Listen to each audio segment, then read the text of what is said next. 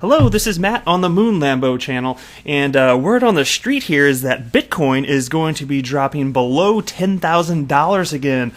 Bum, bum, bum. What does that mean for the price of XRP? I've got some tidbits from some people on that, and I'm going to talk about a number of other XRP-related news pieces, which I found very interesting, and I look forward to sharing with you here. Before we get going, though, if you would please delicately tap the like button, but don't smash it. Don't want you to break the thing. And go ahead and subscribe if you know that Ripple is a fintech company and XRP is a cryptocurrency utilizing distributed ledger technology. The two are not the same. Don't use them interchangeably. If you know that, please subscribe. All right. So let's head into this right now. So just as a little primer here, as we sit here today, at this exact second I'm recording this, the market cap for the entire asset class, $305 billion. We got Bitcoin at $10,407.87. XRP is just a hair over 40 cents. And we've got this piece here from CoinDesk on the subject of what is in the cards for price action as it pertains to Bitcoin in the short term here in particular. This piece by CoinDesk titled, Bitcoin Charts Hint at a Price Pullback to Below $10,000. And there's a few bullet points here. I'm not going to read this whole thing. I never do read full articles. You guys are very capable of reading on your own. I will link below. And it starts out with this, and this is from today again.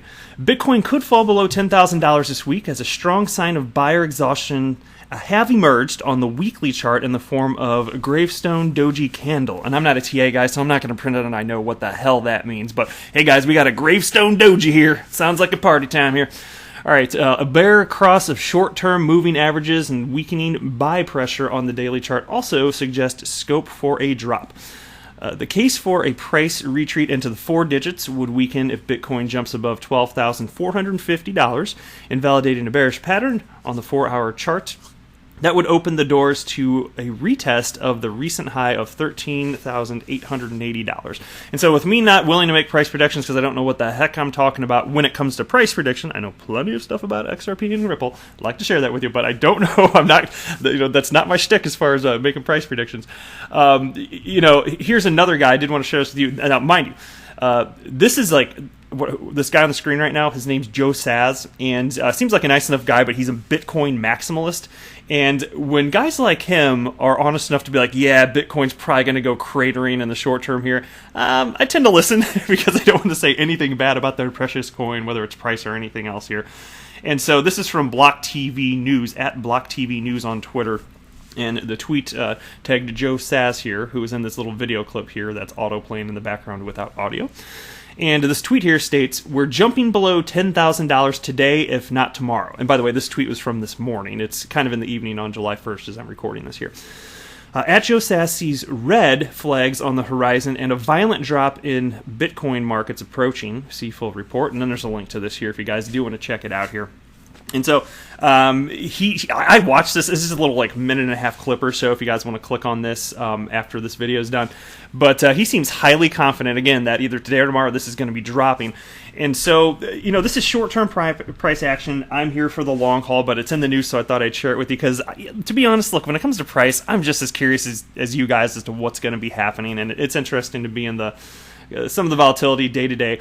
For me, I say it's interesting and fun only because I'm only investing what I'm willing to lose. So I hope you're doing the same and not putting yourself at tremendous risk. I hope you're getting professional financial advice also when it comes to buying and selling. So what does this mean for XRP? I've seen a lot of people talk about this. Now, look, if Bitcoin pulls back and below $10,000, which apparently the support level somewhere around there, if that does happen, everything's going to go down, generally speaking, including XRP. So where would XRP be going? What I've seen from other people that allegedly do know what they're talking about in terms of technical analysis, I've seen a few different predictions. And pretty much what people are saying is if it does dip below 10,000, especially if it gets to closer to the $9,000 range, you could see XRP pull back to 35 cents or in a worst case scenario closer down to 30. I don't know if that's true. I don't know if that's going to happen. But understand if this does happen, it's not time to freak out. Doesn't mean anything terribly wrong is occurring. The fundamentals are still strong as ever for XRP, and the developers building on top of the XRP ledger are still doing what they do. It's not time to panic if the price goes down. Me personally, I would view that as a buying opportunity That is not financial advice. Don't buy or sell because of me. I'm just telling you what I feel about that. So that's kind of where I'm coming from. I think that this market's going to be getting crazy, and I don't know exactly when, but I believe it because you see all sorts of infrastructure being built around the entire cryptocurrency asset class. And so whether it takes a month or 3 months or 6 months or a year or 2 years or whatever it is, I'm highly confident that at some point we're going to see this asset class valued in terms of market cap in the trillions. And I think that that's going to mean something tremendous for the price of XRP. XRP will no longer be traded in the realm of pennies. I do not believe it'll be the case. It could be, at some point in the future, be by tens of cents, and potentially at some point in the future traded in the realm of dollars. Just like Bitcoin, it used to be traded in the realm of pennies, and then dollars, and then hundreds of dollars, and now thousands of dollars, right? So that's just the progression that we're seeing here. So it's fun to watch this, like I said, along the way, but it's just keep your eye on the ball, keep your eye on the prize. It's all about the fundamentals, and I think weak hands get shaken out by stuff like this. But I've researched enough to understand that with such a new asset class, it's in its nascent stages. It's this really exciting new technology that actually is world changing. We just don't know how everything's going to shake out technically. When something like that is developed, we saw it with the internet. You just get really, really, really what seems to be irrational spending. But, like I said in a recent video, I don't want to call it entirely irrational, because it's more like here's a bunch of people that believe that there's something to this technology. That part really is rational. It's just that not enough has developed for people to be willing to parse out which coins are going to be big winners and big losers. So there is some reason to the madness, as it goes. There's a reason that XRP's third market cap right now. So that's what I think on this. So will this happen? I can't tell you. I don't make predictions. I don't know if Bitcoin will drop below 10,000, but we got this cool little descending triangle. Everybody likes to talk about their descending triangles, or when things are heading downward, and we'll just have to wait and see. But next topic, this was cool to see just in print. We all know about the partnership with MoneyGram and Ripple, and this tweet comes from XRP Research Center. This is a cool one, all right? And this is from what I'm going to read for the screen captures from June 17th, right? MoneyGram and Ripple, stock purchase agreement filed before SEC. 1. MoneyGram and subsidiaries will get access to XRapid. 2. MoneyGram obliged to use its reasonable efforts to deploy XRapid, which, as we know, uses XRP. Point 3. Key corridors, EU and USA, to and from MX and PHP, so that would be Mexico and Philippines, right there. And take a look at this, and I'm going to read the highlighted part here, this particular screen grab here, because it's just fun to see this happen, especially to all the people that said, XRP's never going to be used in payment flows, it's never going to get real-world adoption. Well, here it freaking is. Check it out. This is a real, this is part of what was filed, it has to do, again, pertaining with the agreement between MoneyGram and Ripple. And it states, on June 17, 2019, in connection with the entry into the SPA, the company entered into a 2-year commercial agreement, with Ripple Services Incorporated, an affiliate of Ripple Services, pursuant to which the company and its subsidiaries will A, obtain access to and specified support from Ripple Services for implementation and use of Ripple's XRapid platform, relating to the facilitation of cross-border payments in agreed corridors, and B, agree to use its commercially reasonable efforts to deploy the platforms for such purpose. This is legit stuff, man. Isn't it fun to actually read it in print, though? Oh, it's so sweet. I like that. All right, here's a tweet from Brad Garlinghouse, Ripple CEO, from earlier today. It was just a few hours ago, actually. It was in the afternoon. It states, in 2015, long before the headlines and white papers, at Anna Botten, and I'll pull her up real quick, actually. I pulled her up. I was already following her on Twitter here. She lists her title as Executive Chair at Banco Santander. Now let me continue with Brad Garlinghouse's tweet. Anna Botten identified digital-first companies as a threat to banks as opposed to other banks. So, interesting to see who heeded her prediction and who is now scrambling to get with the time. So there's this piece here, and this is old. I'm going to read just a couple parts of it, though, because it's cool, because we're just going to do a little time warp back to February 2nd of 2015 when this all came out. And God, I wish I knew that Ripple and XRP existed back then. Don't you? Or maybe you did. Maybe you've been in this a lot longer than me. I've been here since November 2017. But Anyway, oh shoot, I scrolled up and down, lost my spot. Here we go. Yeah, here it is. Okay, here's the part that I wanted to read to you guys. And this is a quote from Anna Botten. I think of digital as a means to an end. How do I serve and get more loyal customers? How do I achieve operational excellence? And how do I change my culture, she asks. Those are my 3 building blocks, and if you think about it, digital comes into it in every single one of them. Last year's launch of Apple Pay, which allows iPhone users in the US to pay with their mobile phones, underlines the shift of big technology groups into financial services. It has prompted predictions that banks, weighed down by the cost of regulation and bricks and mortar branches, would go the way of other digitally disrupted industries such as music and retail. Ms. Botten refers to Apple, Facebook, Google, and Amazon as the big 4 guys and admits they pose a threat. Mind you, we're talking about a bank here. Admits they pose a threat, albeit one she thinks banks are well equipped to see off. If you think about the big guys now, it is not the banks, it is these 4 large tech companies that are worth more than us. They have more cash, they have less regulation, she says. And how incredible, wow. The insight that this woman has, wow, because think about it.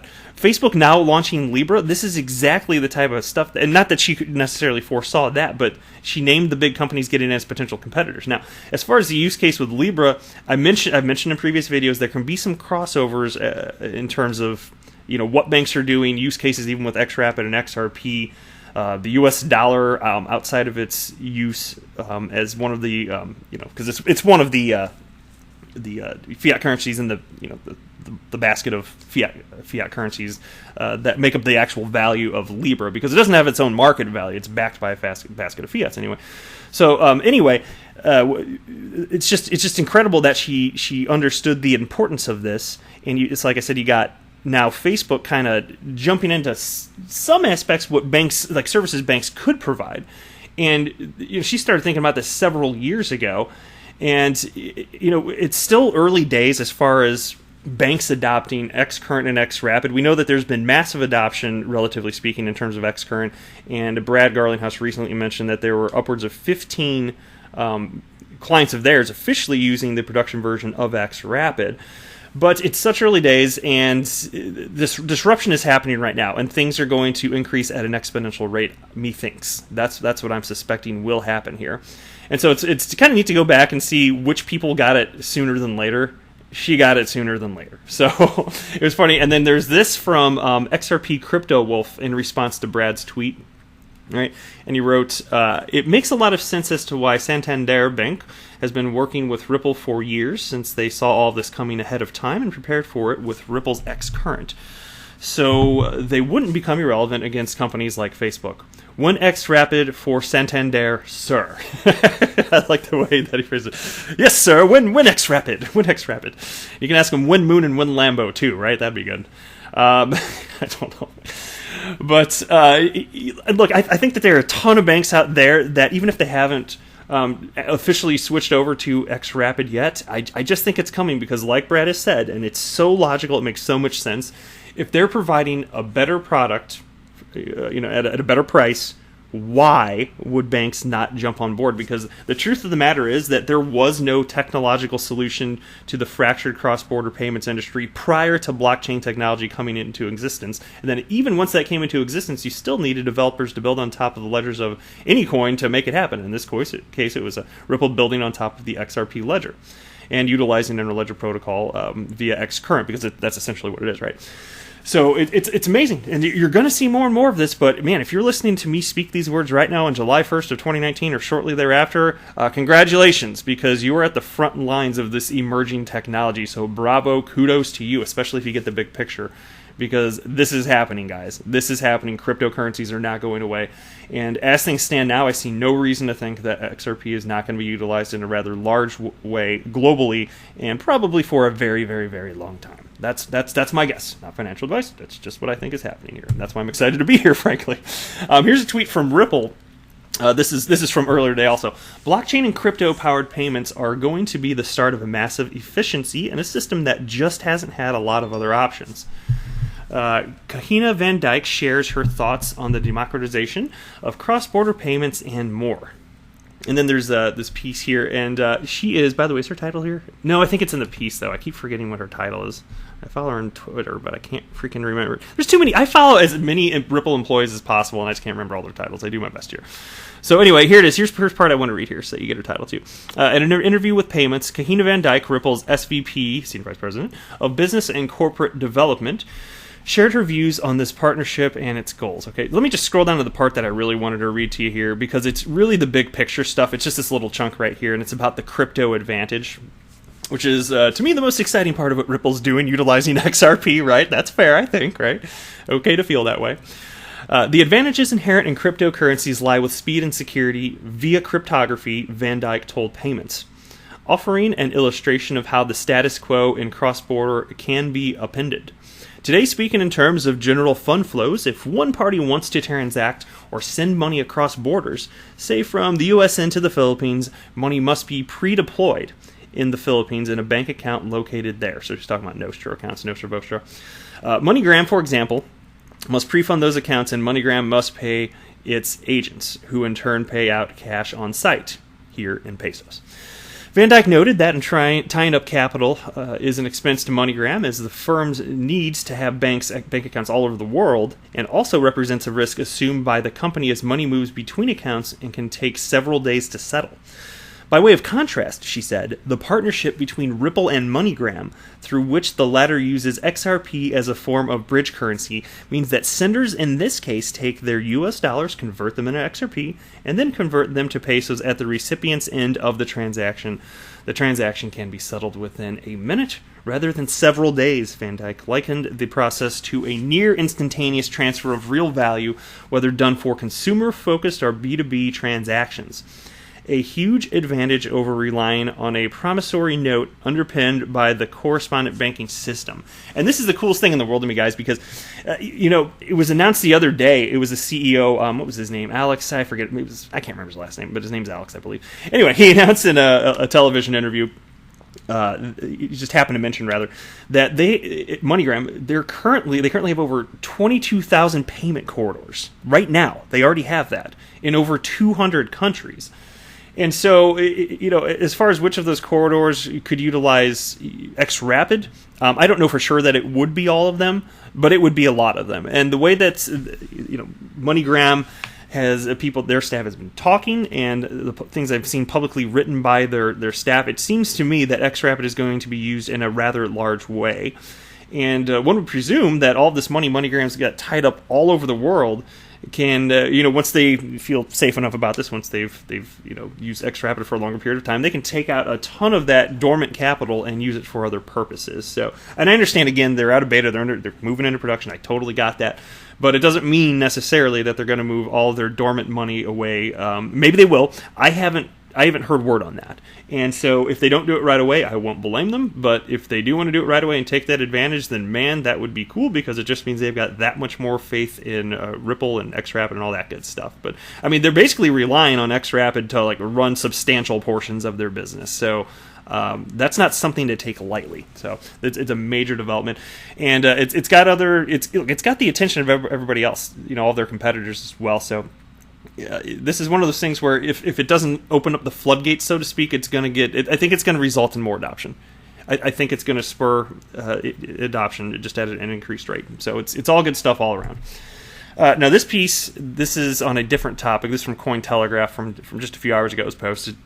It's a piece titled "The Max Keiser Altcoin Phenomenon Finished. Value will flow into Bitcoin." And oh my God.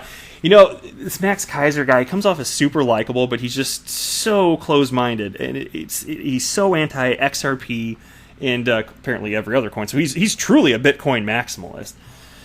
And so I'm not going to read much of this for you. I don't even know if I want to read any of it. I wanted to make a point on this, though. Look, as far as Bitcoin maximalists go, like this guy Max Keiser here, they're wrong. The bottom line is not all cryptocurrencies are created equally. They all have different attributes, which means that they're better poised to solve problems, to offer different solutions to different use cases out there.